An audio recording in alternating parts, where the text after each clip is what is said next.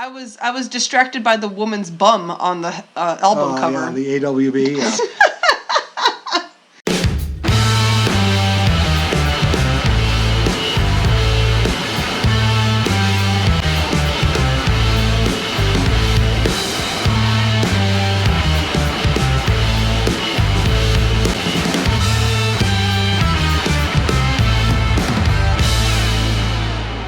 It's better than being a dumb one.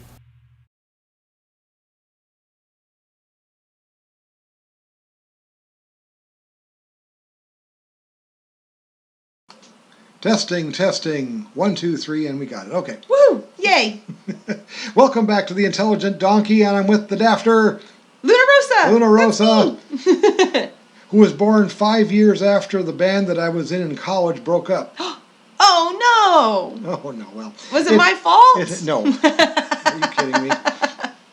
5 years after the band breaks up. Without going into a huge amount of detail, I was in a band, a cover band, and we just recently did a reaction here to some covers. So I thought it might be appropriate to bring up a song that was arguably one of the most fun reactions, or fun covers. I mean, of course, all we did was covers. We didn't do any original music. We were actually an offshoot of a jazz ensemble. And yeah, in fact, I always thought it was a jazz band that you were in. It was originally a jazz band. It was, to make a long story short, the jazz ensemble, due mainly to the director there, Doc Frohrip, we called him, was so popular that they had to divide it up into 3 parts, because otherwise it would have been too big of a big band. Oh my gosh, okay. So here I am, I'm in Jazz 2. And then Jazz 2, and then it was a group from this Jazz 2. And an offshoot of that, we were at, we were rehearsing for a show when we asked Doc if we could do some of this smaller combo stuff. Some bebop from the 50s, some Dizzy Gillespie or Charlie Parker or stuff like that. And if you know any jazz, you know that stuff. Yeah. If you don't know jazz, you're going, who's that? If you don't know jazz, then why are you here? Whatever. Well, this song is not jazz. But what it led to was the fact that later, actually it was a couple of weeks after that, when he agreed to do the combo stuff, we also were, the 7 of us were all sitting in a jam session at a fraternity house of all things. Well, of course. Of course. What else do you do in college? Yeah, exactly.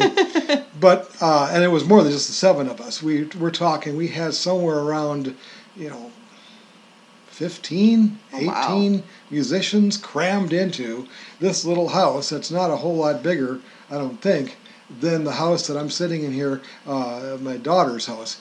But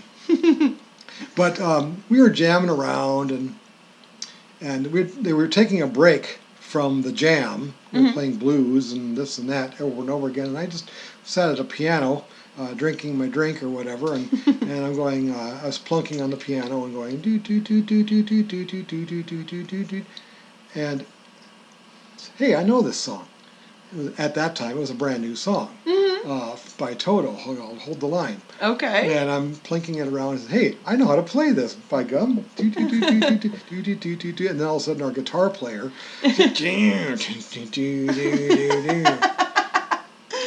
says, keep playing. Keith says, do you know the words? I think so. Yeah, right? And I started singing it.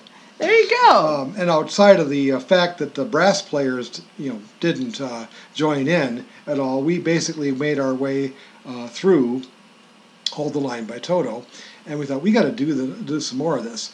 We even did a Chicago song at that jazz concert that we did with the jazz ensemble, where we did "Call on Me" by Chicago, the first of several Chicago songs. We ended up, by today's standards, we would have been called probably a Chicago tribute band, even though we only played about 7 or 8 songs by Chicago when we were playing in bars.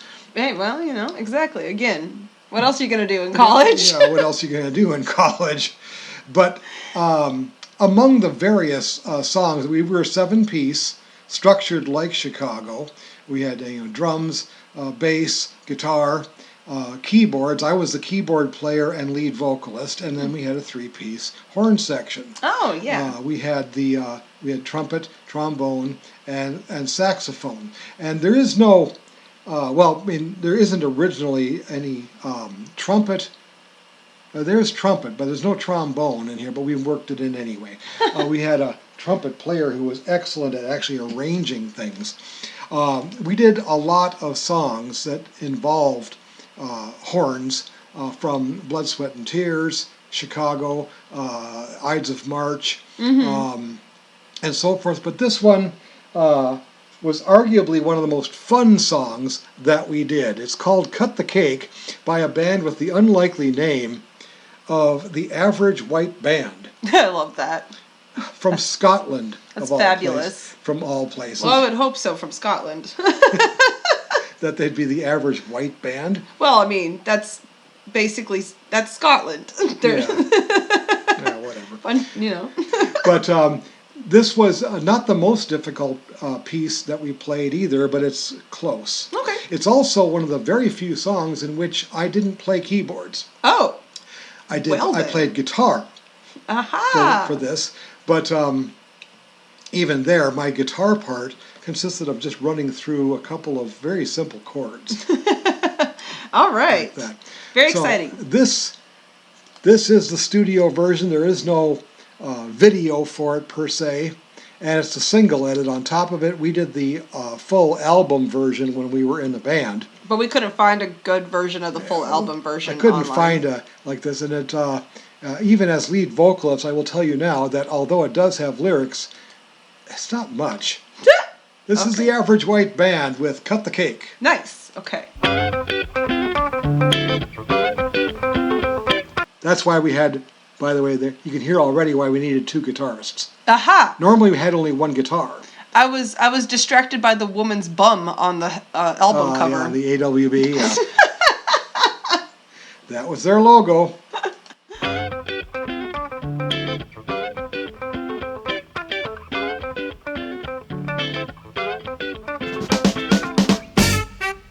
Oh, there's the horns. The horns. Funky. Yeah. That's why we liked it.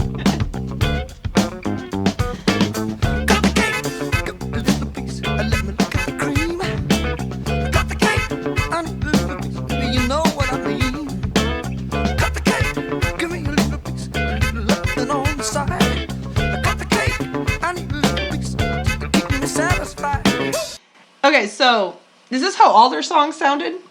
For the most. I don't think any of them were quite this funky.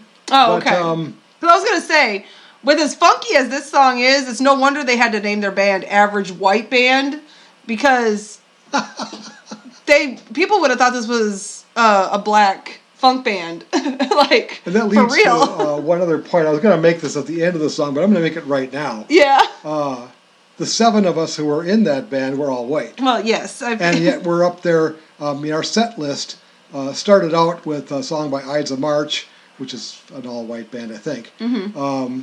But the second song in our set was Brick House by the Commodores. Oh, and then we went into she's a Earth, Wind, and brick. Fire, September. Aha, nice. We were 7 white guys playing all this funk and R&B and stuff Well, like that's that. because it's good music. It's just good music. exactly. Absolutely. You're looking good.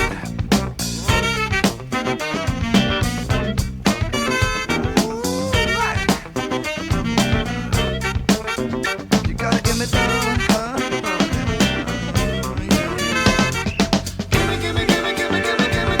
Give me that.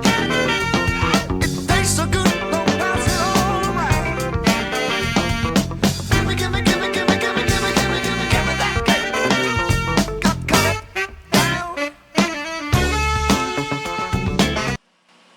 Does cake mean in this song like what Cake by the Ocean means? Maybe you haven't heard that song. It's a new song. No, I haven't. Cake by the Ocean. It doesn't mean cake. I know. and neither does this. I didn't think so.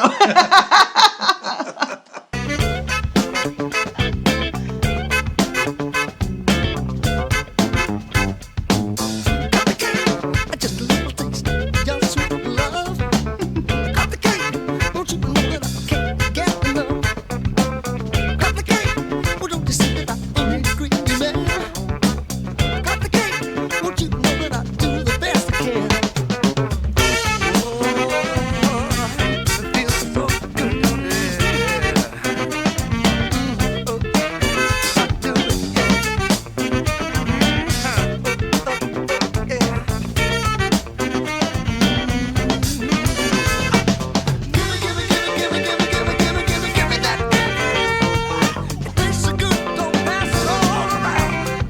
Yeah.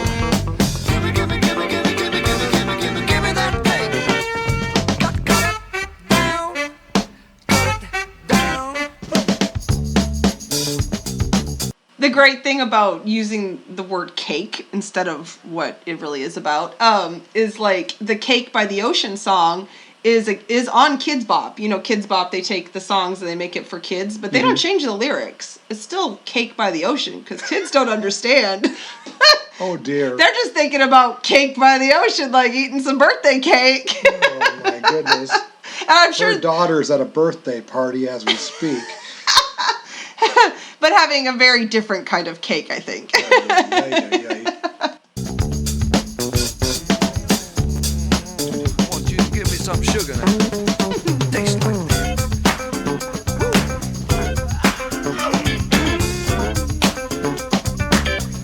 Now cook it up.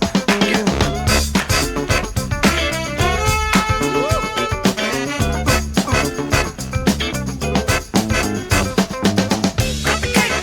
I'm ready to fix it. Let me look at the cream. Got the cake. I need a little piece of baby. You know what I mean.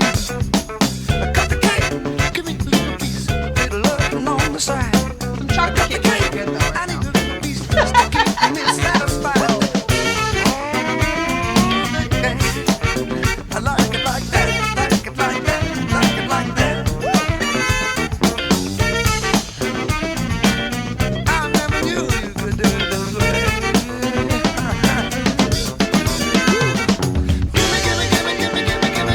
Give me that cake. When it tastes so good, don't pass it all around. Give me that cake. Never knew you cooked the way you do. Wow. Give me that cake. I said it tastes so good, don't pass the recipe around. Give me that cake. You got to cut it down, cut it down.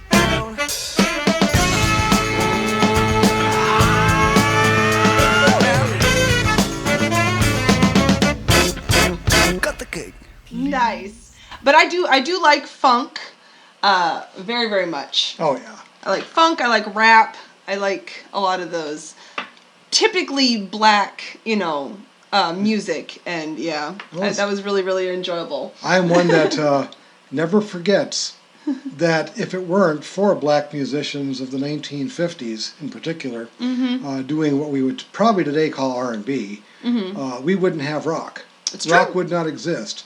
The Beatles and the whole British invasion would never have happened were it not for the black R&B and the blues artists and so forth of the 1950s primarily. Yeah, I mean, even looking even farther back than that, drums, like Oh, sure. African drums, like hello, like yeah. The so-called Negro spirituals of the 19th century even that got passed along and led to eventually became what we now call gospel. Yep. All these things got put together. Here's a band from the 70s. I think the song came out in 1976 or something like that. 1975, 76, somewhere right in there anyway. And here we were in 1979. It was playing this song, Jamming out. And if there was a Kids Bop version of this in the 70s, if the 70s had a Kids Bop, they wouldn't have had to change the lyrics to the song at all. Yeah, I'm sure they would have had to put some kind of different logo Oh, yeah. up if they wanted to do Well, a they would have the tribute to Kids the Bop original logo. band. Yeah. Kids Bop logo, yeah, exactly. It's this was, like I said, not the most difficult song that we did. That one arguably would go, that argument as far as what was the most difficult song would either be Baker Street, or it would have been, that's probably Baker Street was probably the most difficult song that we played. But this Alright. was arguably the most fun. Yeah, song. I it's mean, it was just a fun. blast playing this. I got to step out from behind the keyboard that I was always at, for one thing. And play your guitar. Play a little guitar, which wasn't even my guitar. The guitar belonged to our lead guitar player. He had a second, actually had 4 or 5 guitars. And all I had to do is that little chord that gets played in there. That's pretty much all I did Absolutely. for the whole song. But so I mean, it wasn't terribly difficult to play by any stretch, but we had a blast, and I think that's what got the audiences dancing. Oh, yeah. I mean, we were popular back in days when disco was king, and we actually went on stage one time with Disco Sucks t-shirts. And yet we've had the dance floor full, Well, absolutely. Because- playing non-disco stuff. We're playing R&B. That's what we're yeah, doing. exactly. And R&B is fabulous to dance to. Exactly. All right. Hope you had fun too. Put your comments below what you thought about the whole experience from the 1970s. Like this video, share it with your friends on social media, and don't be a donkey of limited intelligence. Instead, be an intelligent donkey. And we're still on that road to 1,000 subscribers. Woo! We'll keep you posted. All right. Have a good one. Thank you for watching.